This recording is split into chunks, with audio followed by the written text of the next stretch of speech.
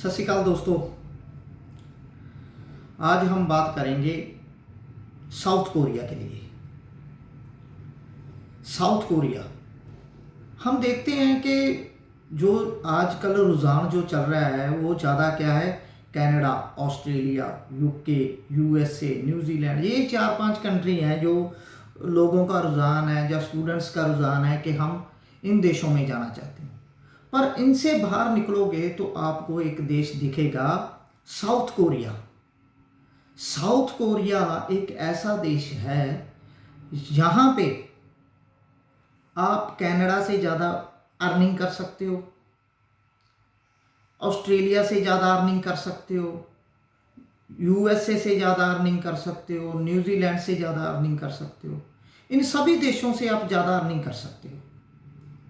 अब आप सोचोगे कि सर क्या कह रहे हैं कि मतलब एक साउथ कोरिया जैसी कंट्री में कनाडा से ज़्यादा पैसे कमा रहे हैं, वो कैसे? तो हम ज़्यादातर क्या देखते हैं, अब आप जब मेरी वीडियो देखोगे तो आप सबसे पहले क्या सर्च करोगे, ज़्यादातर लोगों का होता है कि गूगल पे जाते हैं और उसका करेंसी रेट देखते हैं, करेंसी रेट क्या है। तो भैया आपने करेंसी रेट नहीं देखना, ये बिल्कुल गलत है। करेंसी रेट से कभी भी किसी कंट्री का आपको पता नहीं लगेगा कि इसका करेंसी रेट, करेंसी के हिसाब से कि कंट्री कैसी है, इसकी इकोनॉमी कैसी है, आपको कुछ नहीं पता लगेगा। तो आप आज मैं इस वीडियो में आपको बताऊंगा कि आप किसी कंट्री में जाने से पहले क्या क्या आपने देखना है।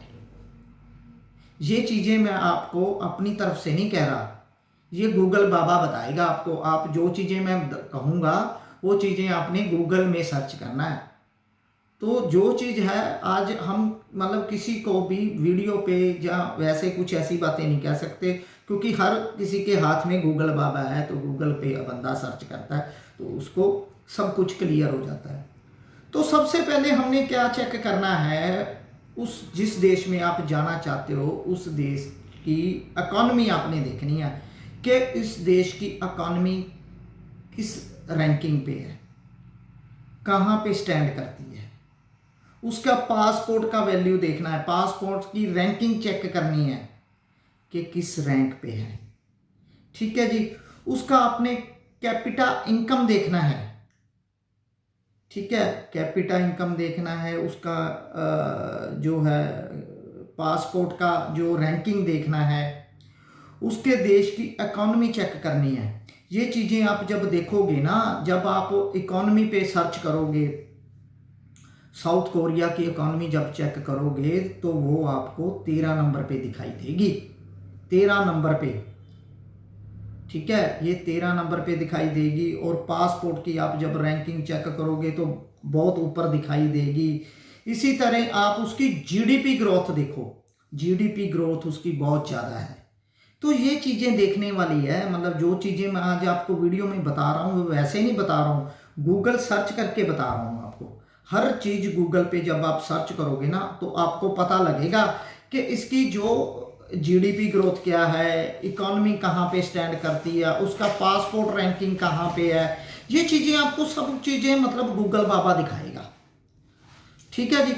उसके बाद आपने उसका जो सबसे बड़ी बात, जो सबसे चीज मेन चीज देखने वाली है, वो आपने देखना है ग्लोबल फॉर्च्यून 500। ग्लोबल फॉर्च्यून 500, जहां फॉर्च्यून ग्लोबल 500 पे जब आप देखोगे, ये क्या है ग्लोबल फॉर्च्यून, जब फॉर्च्यून ग्लोबल 500 क्या है, इसमें पूरे वर्ल्ड की 500 कंपनियां आती हैं, पूरे वर्ल्ड की 500 कंपनी होती हैं। तो उस जब आप सर्च करोगे ना इसको, फॉर्च्यून ग्लोबल 500 पे जाओगे तो आप उस पर सर्च करोगे तो आप देखोगे कि इंडिया की वहाँ पे कंपनियाँ 4 या 5 होंगी, कनाडा की 4-5 कंपनियाँ होंगी, यूएसए की 5-7 कंपनियाँ होंगी।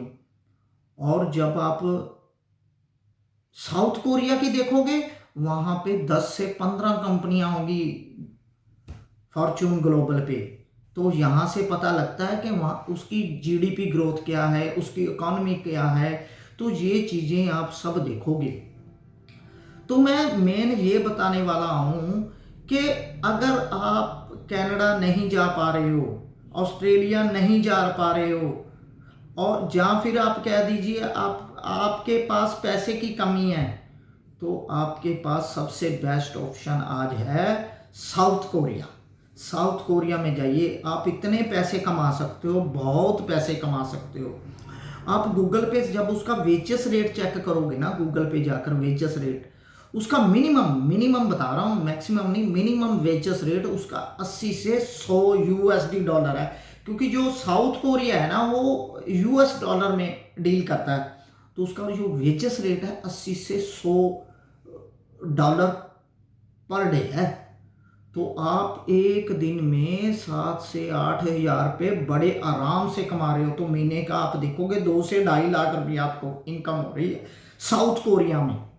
तो कनाडा में आप स्टडी दौरान इतने पैसे नहीं कमा सकते हो। एक स्टूडेंट जो आज साउथ कोरिया में बैठा है ना, वो अपने खर्चे निकाल के मिनिमम 80 हज़ार से लेकर लाख रुपया घर पे भेज रहा है।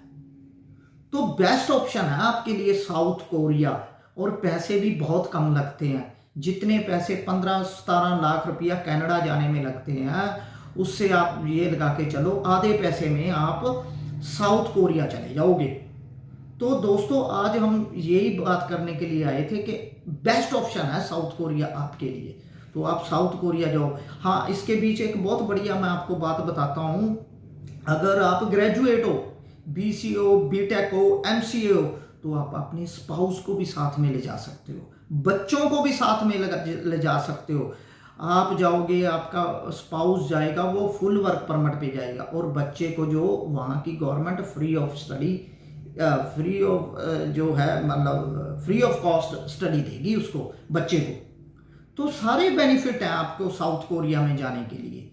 साउथ कोरिया में पहुंचना बहुत ईजी है, पैसे भी कम लगते हैं और अर्निंग बहुत ज़्यादा है, और ये है वर्क परमिट भी देता है साउथ कोरिया। जैसे आप स्टडी के बाद वर्क परमिट भी मिलेगा, और उसके बाद आपको PR भी मिलेगी 7 से 8 साल बाद। जो है मतलब साउथ कोरिया एक स्टूडेंट को वो PR भी दे देता है।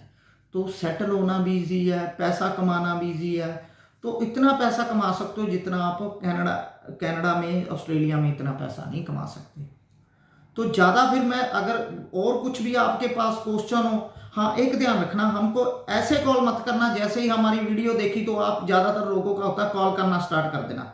तो इसका जो मैं आपको बता देता हूँ एलिजिबिलिटी क्राइटेरिया क्या है अगर साउथ कोरिया में जाना चाहते हो। अगर आप +2 हो तो +2 में आपके पास 50 से ज़्यादा परसेंटेज होनी चाहिए, और ओवरऑल 5.5 बैंड होने चाहिए वो, और गैप आपका 2 से 3 साल का ही होना चाहिए, उससे ज़्यादा गैप नहीं होना चाहिए। +2 वालों को लिए बता रहा हूँ मैं, मतलब 19, 20, 21 पास आउट हमारे पास मिल सकते हैं हमें, ठीक है। अगर आप ग्रेजुएट हो तो 5-7 साल का भी गैप चल जाएगा, ठीक है। और जो IELTS रिक्वायरमेंट है ओवरऑल 6 चाहिए हमें। तो यही कैंडिडेट हमें कॉल करें। वैसे आप कॉल मत कीजिए भाई हाँ जी मेरे साउथ कोरिया जाना, मैंने IELTS नहीं किया हुआ, मेरा परसेंटेज कम है, तो वो स्टूडेंट हमें बिल्कुल कॉल ना करें, क्योंकि आप अपना भी टाइम खराब करोगे, हमारा भी टाइम खराब करोगे। वही कैंडिडेट करें जो इस एलिजिबिलिटी में आते हैं, जो एलिजिबिलिटी मैंने बताई है। तो स्क्रीन पे हमारे नंबर भी चल रहे हैं, आप स्क्रीन पे भी नंबरों पे, स्क्रीन पे जो नंबर चल रहे हैं उन पे कॉल कर सकते हो, हमें अपॉइंटमेंट फिक्स कर सकते हो। और स्क्रीन पे हमारा एड्रेस भी चल रहा है, स्क्रीन पे उस एड्रेस पे हमारे विज़िट कर सकते हो। तो आप हमें जब भी आना, हमारे ऑफिस में आना, ओरिजिनल डॉक्यूमेंट्स लेके आने हैं और अपॉइंटमेंट फिक्स करवा के आना है। ये दोनों नंबर मैं आपको बोल भी देता हूँ, 9780843440, इस पे भी आप कॉल कर सकते हो, और 9877733064 इस नंबर पे भी आप कॉल करके अपॉइंटमेंट फिक्स करवा सकते हो। तो दोस्तों ये कोरिया के लिए आगे भी मैं वीडियो बनाता रहूँगा साउथ कोरिया पे, जैसे जैसे आगे हम बढ़ेंगे, जो आपके क्वेश्चन होंगे वो क्वेश्चनों पे ही हम वीडियो बनाते हैं। तो आगे भी हम इस साउथ कोरिया के लिए बात करेंगे। तो साउथ कोरिया कनाडा, ऑस्ट्रेलिया से भी बढ़िया ऑप्शन है। बैंड स्कोरिंग कम चाहिए, गैप भी एक्सेप्टेबल है, और पैसे भी कम लगते हैं, और पैसे बनते बहुत ज़्यादा हैं, ये सबसे बड़ी बात है। तो आज की ये वीडियो मैं यहीं ख़त्म करता हूँ, आगे फिर इस वीडियो को लेकर आपके साथ रूबरू आएंगे। धन्यवाद।